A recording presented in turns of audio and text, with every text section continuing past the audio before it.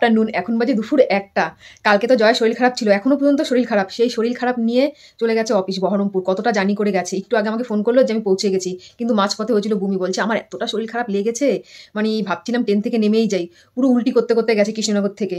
আমরা সবাই বারণ করেছি যে অফিস যেও না, আজকের দিনটা রেস্ট নাও, তারপর কালকে যেও অফিসে। শুনলোই না, সেই মানে সবার কথা অবাধ্য করে গেল, শরীরটা খারাপ হয়ে গেল। আজকের দিনটা যদি রেস্ট নিতে পারি তাহলে সুস্থ হয়ে যেত।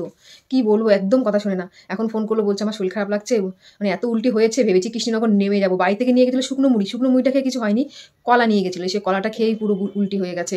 এখন অফিসে তো গেছে, আমার হচ্ছে চিন্তা ওখানে কি না কি হবে।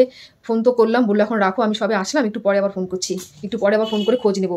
আর বাই দ্য ওয়ে আমি রেডি হয়ে গেছি, একটুখানি যাবো আমাদের ওই বাড়িতে, দিদির জন্মদিন, সেখানেই যাচ্ছি।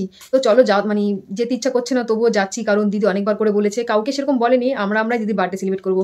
তো ওখানেই যাচ্ছি, স্নান করে রেডি। আর সকাল থেকে আজকে দেখো লেপ কাঁথা সব কিছু পরিষ্কার করেছি। জয় এতদিন ছিল ঘরে, তাই পরিষ্কার করতে পারিনি, সব কিছু পরিষ্কার করে একটুখানি রোদে দিয়েছি। শীতকাল তো লেপ কাঁথা রোদে না দিলে দেখবে ভালো লাগে না, মাঝে মাঝে একটু রোদ দিতে হয়। সেই লেপ কাঁথা সব কিছু রোদ দিয়ে ঘরে নিয়ে আসলাম, বিছনাপত্র ঠিক করলাম, স্নান করলাম, আর মাথায় একটুখানি শ্যাম্পু করে নিলাম।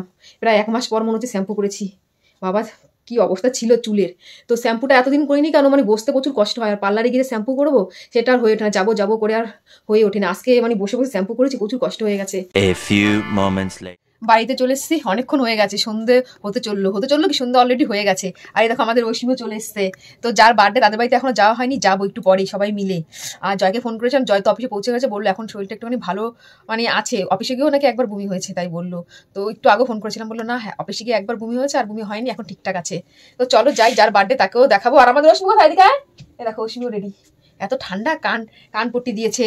অশ্মির ঠান্ডাই লাগে না, ও কিছু পড়তেই চায় না, ওকে জোর করে এইসব জিনিস পড়ানো হয়। আজকে কার বার্থডে? বলে পচি মাসি। তো যার বার্থডে তাকে গিয়ে দেখাচ্ছি। তো চলো আমরা সবাই মিলে যাচ্ছি। এখন যেই দিদির বার্থডে ছিল, আমরা সবাই মিলে চলে গেলাম দিদির বাড়িতে। এসে দেখছি দিদি একা একাই সবকিছু রান্না বান্না করেছে। দিদির বাড়িতে যে দিদির বার্থডে, এই যে আমাদের অশ্মি দেখো, এই মাছগুলোকে দেখে বলছে কার নাম কি। কোনটা মিল্কি? হোয়াইট কালারটা মিল্কি। আমাদের অশ্মি খুব খুশি এই মাছ দেখে। আর যার বার্থডে সে নেই, আজকে তোমাদেরকে দেখাবো যে দিদির বার্থডে। আর এই যে বোন সব ঠান্ডার মধ্যে সব একদম পুরো জড়সড় হয়ে গেছে। আর এদিকটায় আমাদের কুক কোথায়? এই যে জামাইবাবু কুক বানিয়েছে মোমো, তাই তো জামাইবাবু মোমো বানিয়েছে। কি মেনু হয়েছে আমি রান্নাঘরে যাই দেখি, জামাইবাবু রান্না করেছে কি মেনু। এখানে এটা কি রাইস করেছে, ফ্রাইড রাইস রয়েছে। এখানে কি আছে? এখানে রয়েছে চিকেন কষা, লাল লাল, দেখতে বেশ কালারটা সুন্দর হয়েছে। আর এদিকটায় কি আছে? এটাতেও চিকেন কষা। আর এদিকটা হচ্ছে মোমো, জামাইবাবু স্পেশাল মোমো বানিয়েছে। একটু করে তো জানো, মা খুব সুন্দর হয়েছে তো মোমো। আমরা তো পারি না এই শেপটা দিতে, মোমো শেপ। কিছু আছে, চাটনি আছে বার্থডেতে। আমি ভাবলাম এই আজকের মেনু চাটনি, আর এটা হচ্ছে মোমো দিয়ে খাওয়ার জন্য চাটনি বানিয়েছে। কি কি দিয়েছে এটাতে? ধনে পাতা, পুদিনা পাতা, পাতি লেবু দিয়ে চাটনি। পায়েস কোথায়? ওরে বাবা, আরো কত কিছু। এটা পায়েস কোথায়? পায়েস হচ্ছে নিচে, এই যে পায়েসও রান্না করেছে।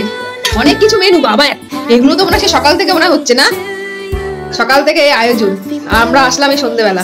মোমোগুলো গরম করার পর আমাদেরকে দিয়ে দিল। আর বুঝতেই পারছো সামনে মোমো রেখে কি আর থাকা যায়, সবাই মিলে টাপাটাপ করে মোমোগুলো শেষ করে ফেললাম। তো আমরা মোমো আরম্ভ করে দিয়েছি, জামাইবাবু খুব সুন্দর মোমো বানিয়েছে। আর যার বার্থডে দেখো, বার্থডে গার্ল যে দিদি, আমাদের বললাম কি দেখাবো দিদির আজকে বার্থডে। এখনো কেক কাটা হয়নি, কিন্তু মোমোটা গরম বলে তাই খেয়ে নিচ্ছিলাম। সব মোমো খাওয়াতে ব্যস্ত।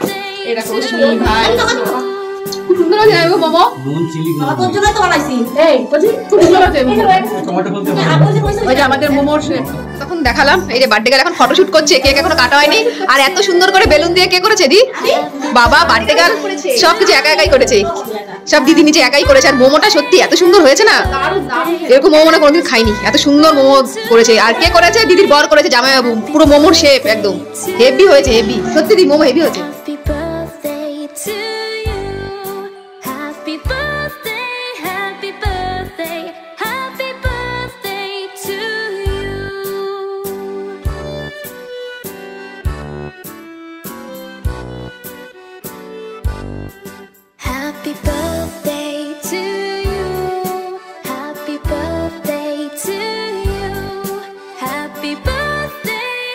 Happy birthday কেক কাটার পর্ব শেষ করে সবাই মিলে বসে পড়লাম খাওয়া দাওয়া করতে।